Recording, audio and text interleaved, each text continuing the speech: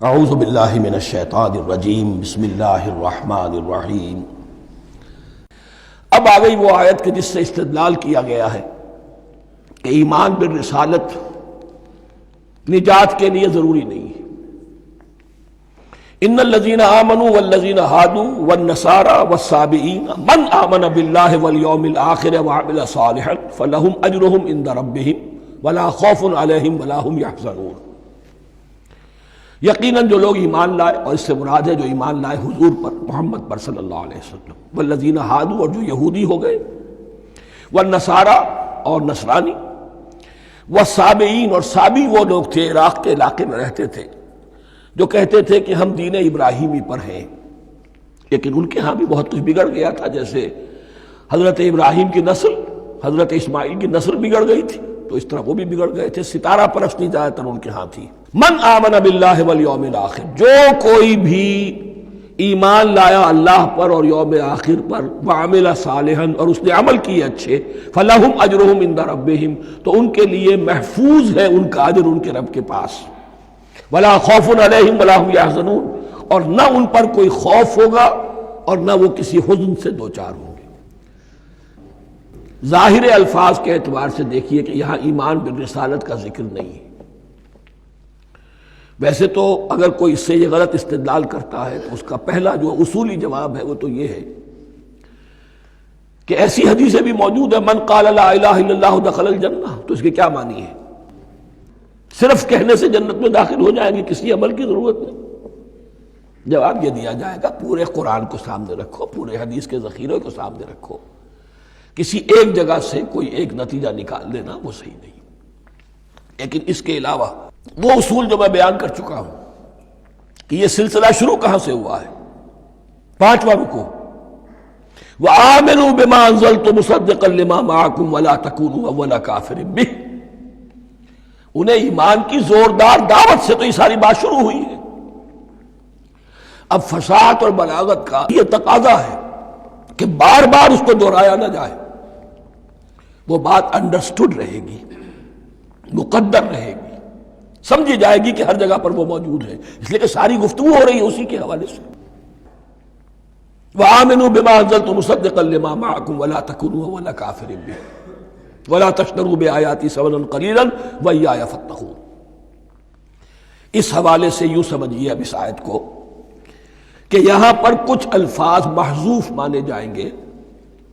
ان الذین آمنوا والذین ہادوا والنصارى والصابئین من آمن باللہ والیوم الآخر وعمل صالحا فی ایامہم فلہم اجرہم عند ربہم ولا خوف علیہم ولا ہم یحزنون۔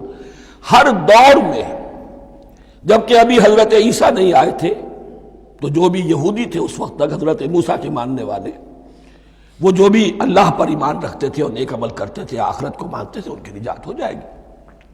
لیکن حضرت عیسیٰ کے آنے کے بعد ان کو نہیں مانا، اب وہ کافر قرار۔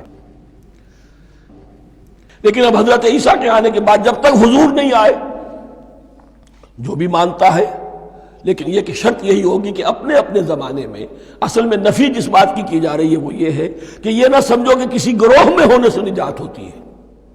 نجات کسی گروہ میں ہونے کی وجہ سے نہیں ہے، نجات کی بنیاد ایمان اور عمل صالح ہے۔ کسی رسول پر ایمان لانا اپنے دور کے رسول پر وہ تو لازم ہے، لیکن یہ ہے کہ اس پر ایمان تو لے آئے اور وہ عمل صالح نہیں ہے تو نجات نہیں ہوگی۔ تو یہ اپنے اپنے دور میں، اپنے اپنے زمانے میں ہر امت کے لیے، وَلِكُلِّ أُمَّةٍ أَجَلٌ، قرآن مجید کے ایک مقام پر آیا ہے، ہر امت کے لیے ایک خاص معین مدت ہے۔ اس معینہ مدت میں اب ظاہر بات ہے جو لوگ حضور کی بعثت سے پہلے فوت ہو گئے ان پر تو کوئی ذمہ داری نہیں تھی حضور پر ایمان لانے کی، اور ایسے لوگ تھے، ایسے موحدین مکے میں موجود تھے جو یہ کہتے تھے کعبے کے پردے پکڑ پکڑ کر، اے اللہ ہم صرف تجھے پوجنا چاہتے ہیں، صرف تیری بندگی کرنا چاہتے ہیں، لیکن جانتے نہیں کیسے کریں۔ یہ بات موجود تھی اور ان کا انتقال بھی ہو گیا۔ یہ زید، سعید ابن زید، سعید جو حضرت عمر کے بہنوئی تھے اور وہ عشرہ مبشرہ میں سے ہیں، ان کی اہلیہ حضرت فاطمہ بنت خطاب، ان دونوں کے ایمان کو اللہ نے ذریعہ بنایا حضرت عمر کے ایمان کا، اور یہ والد تھے سعید کے زید، وہ یہ کہتے ہوئے دنیا سے چلے گئے حضور کی ابھی بعثت ہی نہیں ہوئی تھی، اے اللہ میں صرف تیری بندگی کرنا چاہتا ہوں، کیسے کروں یہ نہیں جانتا۔ اسی کو ذہن میں رکھیے، اہدنا الصراط المستقیم جو میں نے کہا تھا، ایک سلیم الفطرت انسان، سلیم العقل انسان توحید تک پہنچ جاتا ہے، آخرت کو پہچان لیتا ہے، لیکن اب کیا کروں؟ اس شریعت کے لیے، ان احکام کے لیے وہ دستے سوال دراز کرنے پر مجبور ہے۔ الحمدللہ رب العالمین الرحمن الرحیم مالک یوم الدین ایاک نعبد و ایاک نستعین اہدنا الصراط المستقیم۔ اسی صراط المستقیم کی دعا کا یہ جواب اب آئے گا، شروع ہوگا سورہ بقرہ سے، یہ کرو یہ نہ کرو، یہ فرض ہے، یہ تم پر لازم کیا گیا، یہ چیز حرام کی گئی، وغیرہ وغیرہ۔ ان الذين آمنوا والذين هادوا والنصارى والصابئين من آمن بالله واليوم الآخر وعمل صالحا، اور محذوف الفاظ فی ازمنتہم، اپنے اپنے زمانے میں، یا فی ایامہم، فلہم اجرہم عند ربہم ولا خوف علیہم ولا هم یحزنون۔ وَإِذْ أَخَذْنَا مِيثَاقَكُمْ وَرَفَعْنَا فَوْقَكُمُ الطُّورَ، اور ذرا یاد کرو جب کہ ہم نے تم سے عہد لیا، قول و قرار لیا، اور تمہارے اوپر اٹھا دیا طور کو، پہاڑ کو۔ جب تورات دی گئی تو اس وقت ایک کیفیت معجزانہ طور پر ایسی پیدا کی گئی، ان کے اوپر ایک رعب ڈالنے کے لیے اور خشیت قلب میں پیدا کرنے کے لیے کوہ طور اٹھا کر معلق کر دیا گیا۔ اس وقت کہا گیا خذوا ما آتیناکم بقوۃ، تو اس قول و قرار کے وقت ایک معجزے کی شکل یہ ہوئی تھی۔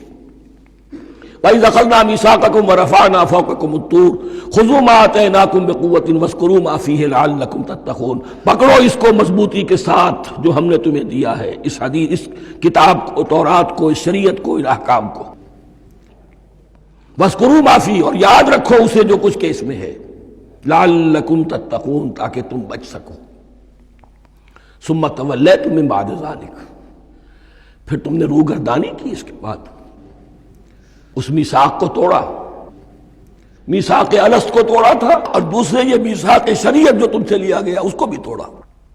ثم تولیتم من بعد ذلک فلولا فضل اللہ علیکم ورحمتہ لکنتم من الخاسرین، پھر اگر اللہ کا فضل تمہارے شامل حال نہ ہوتا اور اس کی رحمت تمہاری دستگیری نہ کرتی رہتی، بار بار تمہیں معاف کیا، تمہیں مہلت دی، تو اگر یہ چیز نہ ہوتی تو اسی وقت سے تم خسارہ پانے والے اور تباہ ہونے والے ہو جاتے۔ وَلَقَدْ عَلِمْتُمُ الَّذِينَ اعْتَدَوْا مِنْكُمْ فِي السَّبْتِ، اور تمہیں خوب معلوم ہے تم میں سے وہ لوگ جنہوں نے سبت کے قانون کو توڑا، حد سے تجاوز کیا۔ یہ واقعہ تفصیل کے ساتھ سورہ اعراف میں آئے گا کہ ان کی شریعت میں ہفتے کا روز معین کر دیا گیا تھا، کوئی دنیاوی کام نہیں ہوگا۔ آج بھی وہ لوگ جو ہے سبت کو، جو بھی پریکٹسنگ جیوز ہیں، وہ اس کی پابندی کرتے ہیں اور بڑی شدت سے کرتے ہیں۔ لیکن ایک زمانے میں ایک خاص ان کا قبیلہ تھا کہ جس نے ایک بڑے ہی شرعی ہیلہ ایجاد کر کے اس قانون کی دھجیاں بکھیری۔ تفصیل ہم پڑھیں گے سورہ اعراف میں۔ وَلَقَدْ عَلِمْتُمُ الَّذِينَ اعْتَدَوْا مِنْكُمْ فِي السَّبْتِ، اور تمہارے علم میں ہے تمہارے وہ لوگ کہ جنہوں نے سبت کے قانون کے ضمن میں خلاف ورزی کی، فَقُلْنَا لَهُمْ كُونُوا قِرَدَةً خَاسِئِينَ، تو ہم نے کہہ دیا ان کو کہ ہو جاؤ ذلیل بندر، ان کی شکلیں بس کر دی گئی، انہیں بندروں کی شکل میں تبدیل کر دیا گیا۔ فَجَعَلْنَاهَا نَكَالًا لِمَا بَيْنَ يَدَيْهَا، پھر ہم نے اس واقعے کو یا اس بستی کو ایک بنا دیا مثال، لوگوں کے لیے ان کی عبرت کے سامان بنا دیا، ان کے لیے بھی جو سامنے موجود تھے اس زمانے کے لوگ، اور ان کے لیے بھی جو بعد میں آنے والے تھے۔ وَمَوْعِظَةً لِّلْمُتَّقِينَ، اور اسے ایک نصیحت، ایک سبق آموزی کی بات بنا دیا اہل تقویٰ کے لیے۔